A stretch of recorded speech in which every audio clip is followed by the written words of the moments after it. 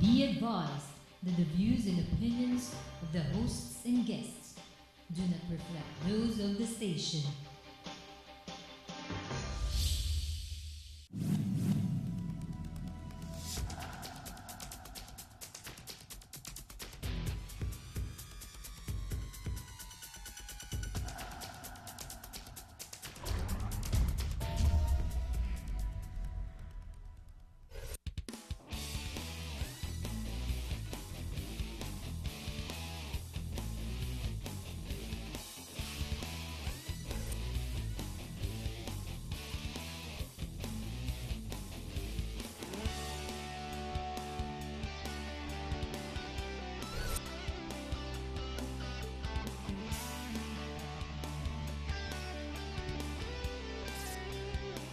You are what you watch.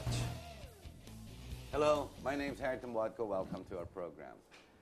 That's exactly what I mean. You are what you watch, but it extends from just visuals to you are what you hear and you are what you read. Now, you and I know our finances, or financing the way we know our finance industry to be the way it is, our capitalism, as well as our politics. We know it in such a way based on what media has projected, not only in the Philippines, but all around the world. But it's not necessarily true that what you hear is what you get, and these are what you call the norms, or what we call tradition. We call it traditional simply because we know no better. However, should you move out of your safe havens, and you will find out there are other schools of thoughts. Now, that school of thought I will endeavor into tonight with what we call the ROUCH Movement. Now, ROUCH was a show here on GNN some 4 or 5 years ago, hosted by no less its Philippine chairman, Butch, Valdez. Now, over the years, he has continued outside GNN, and he maintains a weekly radio show for 2 hours on the RMN station, if I'm not mistaken, about 7 to 9 or 8 to 10 every Sunday. Now, 2 weeks ago, we had Butch Valdez here in our show, and the topic then was, should we even give rights to squatters based on permanent residency as far as their ability to vote? Because tama nga naman, my thought or my take was, wala naman silang permanent residency, but binibigyan sila ng parang right to vote. After all, the problem is they're being coddled by local governments, which is why the oligarchy has been sustaining. But that's another story. Let's look at a bigger picture, where the world is going, and how the Philippines, our country, relates, or how do we get the consequences, so to speak, no? Ladies and gentlemen, we have Butch Valdez. Hi, Butch. Hi. Thanks for coming back to the show. This time, as I promised 2 weeks ago, we will delve and stay within the ROUCH movement. Para maiba naman, at malaman ng taong bayan, mga nanonood dito sa GNN, sa show natin, what exactly it does, di ba? And why your school of thought is so different. Your predictions the last 5, 6 years since I've met you, I have to admit, were spot on, so to speak. How would you explain the first couple of minutes exactly what ROUCH is before we go into current events? Well, the ROUCH movement started probably in the 60s, late 60s, as a movement headed by an economist named LaRouche. Named Lyndon LaRouche. No? Now, Lyndon LaRouche started this and understood that there had to be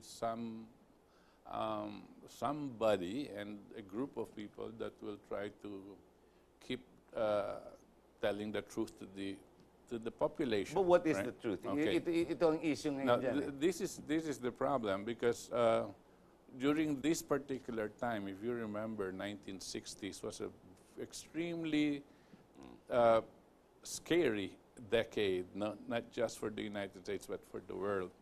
It was in this particular decade that 3 international personalities were assassinated, namely John F. Kennedy. Yes, Kennedy. A guy named Martin Luther King. That's right. Right? I have a dream. And Bobby Kennedy. Ang nga pala, kapatid Right? niya. Okay. And this signaled the takeover of those that had certain economic, financial interests that wanted to take over the world by doing this to the United States. The immediate effect of this was the succeeding leadership were either petrified, scared that the same thing was going to happen to them, and became completely controlled by them, right? And I say the financial and economic interest. Also, about this time, about the 60s, was the period where there was a move, a major transition on the financial system from a system of fixed exchange rates, which was born out of the Bretton Woods Agreement in 1945, to a system of, or non-system of floating exchange rates, right? Now, the immediate beneficiary of this type of system had to be the financial institutions. But incidentally, this floating exchange is being supported until today by most economists. Yes, yes. And which is sad, no? Because they're, especially now, in the light of seeing the complete disintegration of this financial system. Yes, it is. As you can see right now, and but they're grasping at loose straws, but at the same time trying to save themselves while getting populations to die off.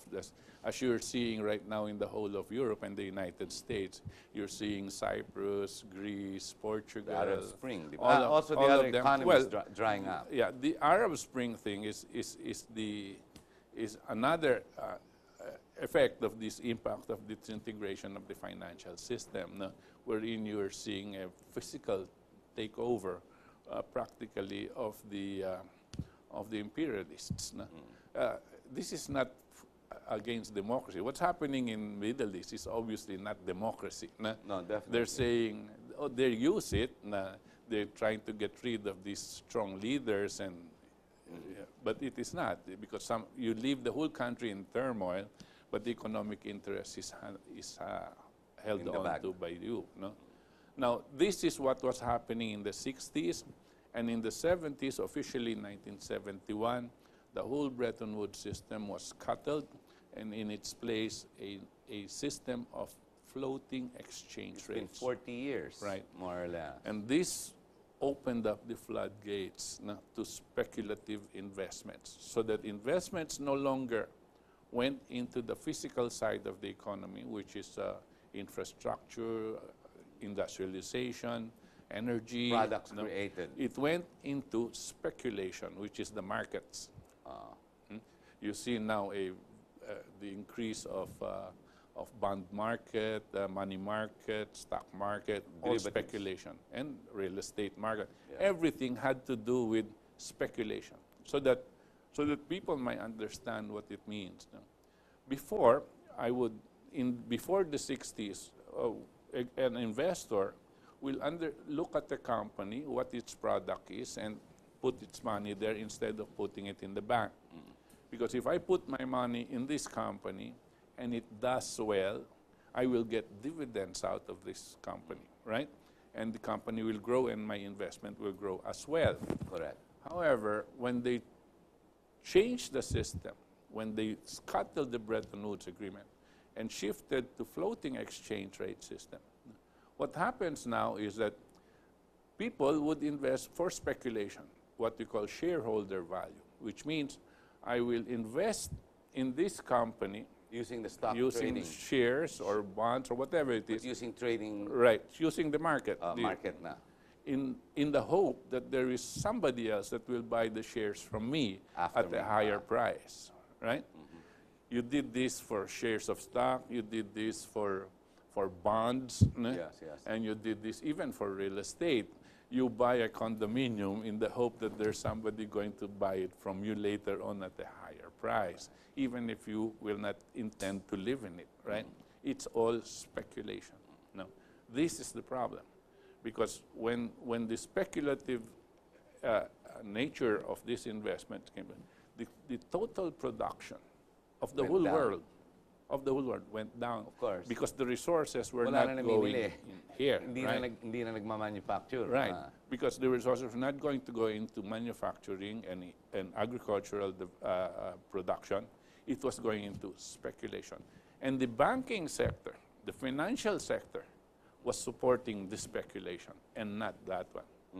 You see?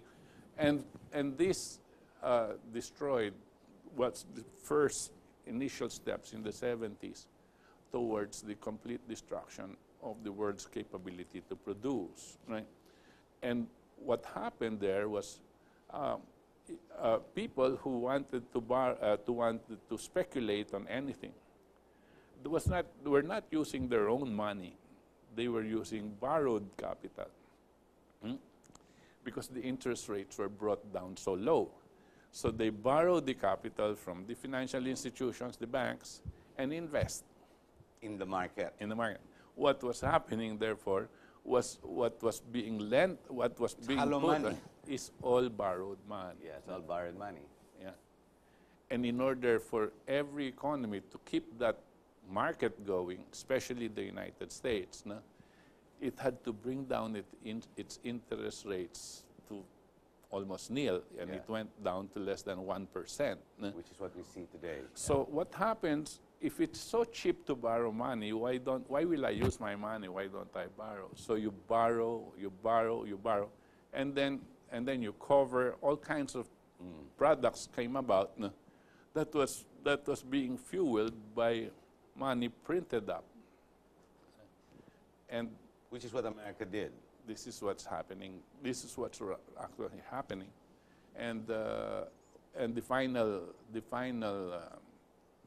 gate that was opened for this kind of insanity, no, was called the repeal of the Glass-Steagall Act in the United States in 1999.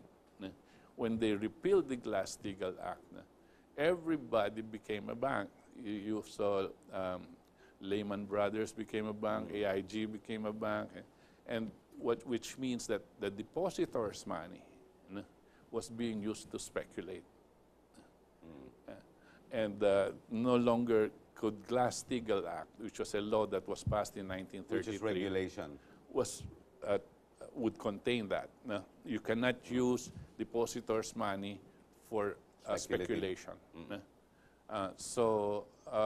And when this opened up the floodgates, no, and very soon the blow up in 2007, and as we are seeing it now, unraveling every Butch, year. before you go on, I don't understand it. Why is it many theorists, many in the academe, many now sitting in very authoritative financial positions, even our politicians, are they all stupid and you know something they don't know? It's the same thing in America. Are they also stupid?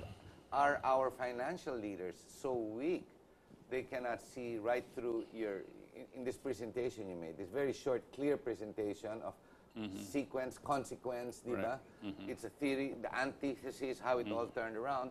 You say it with ease and with deliberate confidence. Yeah. How is it that you sit on one side and all the others? I mean, I personally had one or two that came up to me after I've had you on my shows many times. You know, Harry, that guy's got to be a nut. Di ba? Yes, Now, yes. why? How do you differentiate yourself? Because in many words, you just said there was a great conspiracy in no less America that actually changed America, which is the most powerful country in the world, or the biggest capital market and biggest basic market. And they changed everything. So that has to be a conspiracy by itself.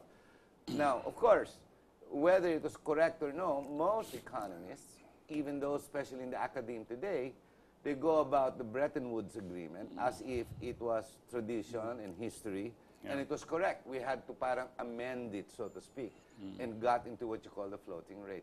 Bakit dalawang schools of thought, and they can get away with it, and they're sitting in power, so to speak? Yeah, well, these people who claim to be economists that might have called me a nut, Yes. are because Mind they, you, these are bank managers, yes, I know. presidents. Yeah, but that doesn't deter from the fact that they don't understand what's going on. And obviously, up to now, no? There's no But- solution eh. No. Silang bumabagsak eh. Precisely.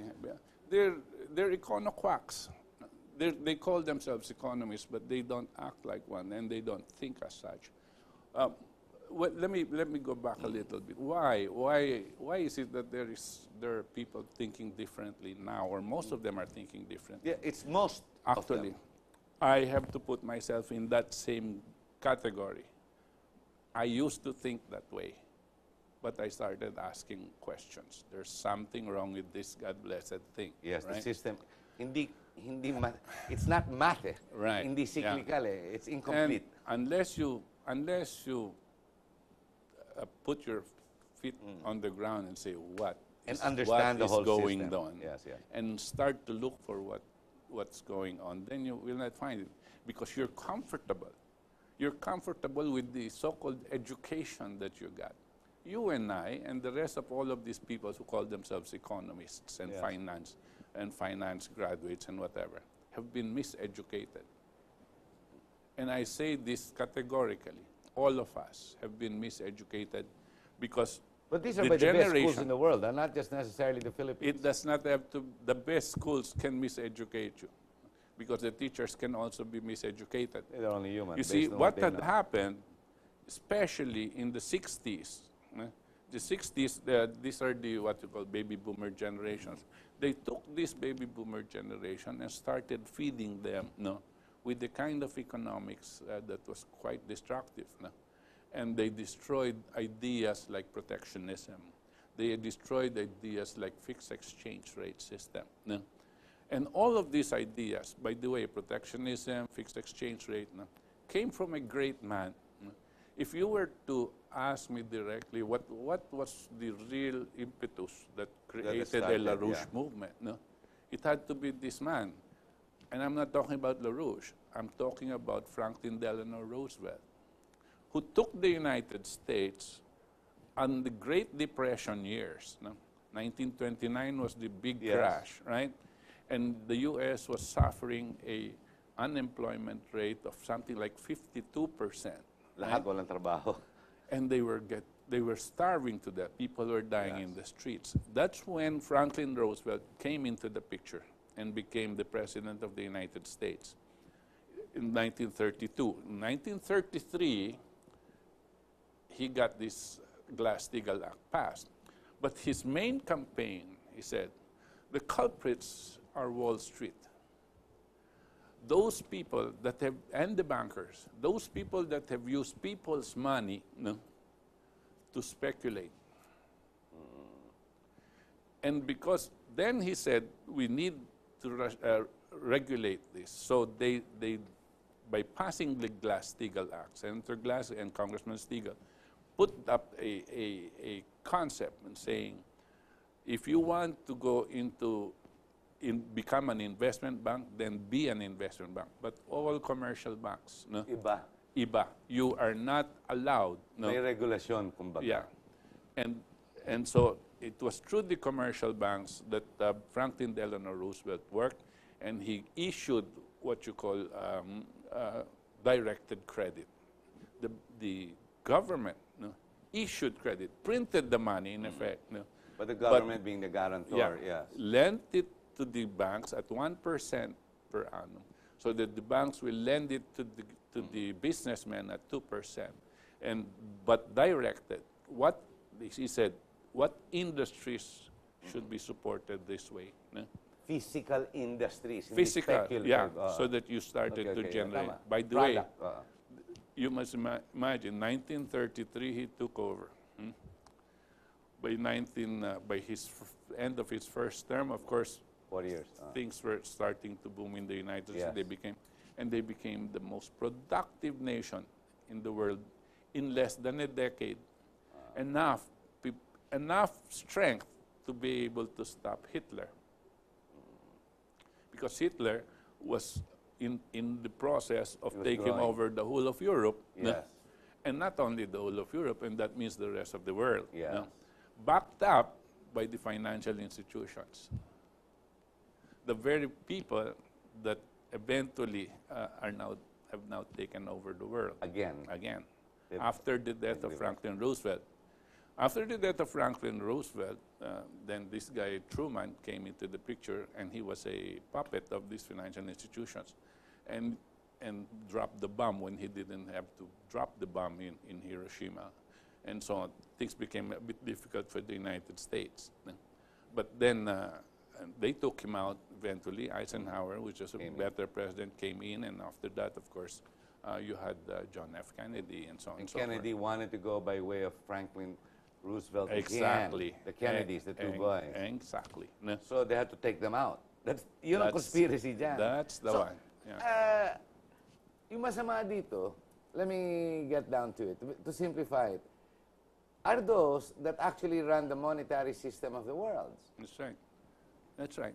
This the is the financial oligarchy. The financial oligarchy. Not necessarily a country. No, no, no. They don't have any countries. That's right. And they're so powerful. You see them. They're caught manipulating the LIBOR rates, right? You've seen them. Yeah, the LIBOR rates in England. But nobody goes to jail. No. Nobody goes to jail. They're caught. They're caught. The guy just says what rate it's going to be because that's, I found that really interesting. But you can dictate the rate. Why? That's what I think. But you can just imagine that upon their say-so, no, the whole world population goes hungry. Because if they manipulate it to go any which way, no, that means the population suffers because we continue to pay so-called debt. This debt that we have. Yeah, it's never ending. It's a fake debt. It's a fake debt. Yeah, it's a fake debt. No? And this is where we are. By the way, 40% of our appropriations, 50% goes to debt, automatic debt. It's so hard to compute now because 500 billion, I would expect about 1 trillion pesos goes to payment of debt. So 50% nga, tama, Yeah. tama ako. About 500 billion goes to foreign debt, the other 500 billion to domestic debt. Domestic debt. But the domestic debt was generated or incurred Because of the foreign to debt. support the foreign debt. You see? And now we're paying this thing. No? And all of those people that are saying they don't believe this, they say doomsayer, whatever it is. Now, if they don't see what's going on with the rest of the world, no, it's a pity because they must be insane. I mean, obviously. No? Well said. Well said. No, don't change your words. I like that. We're at the bottom of the hour. We're going to have to take a short break. Ladies and gentlemen, that's exactly what I was saying. You are what you hear. You are what you see. You are what you read. But the problem is, if you're exposed only to this much, di syempre gandun lang alam mo. Now, here is an idea. It's a thought. Now, which is being presented to you with consistency.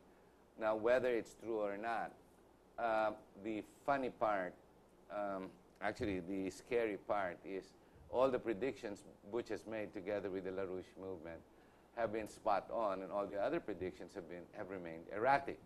Now, we have real issues in the way we know our politics. The politics are dictated by the finances, or what we call the monies.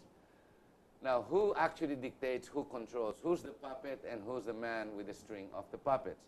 These are the questions that can be answered as we go on. Stay with us. We'll be right back with Butch Valdez. Thank you. At least that's clear.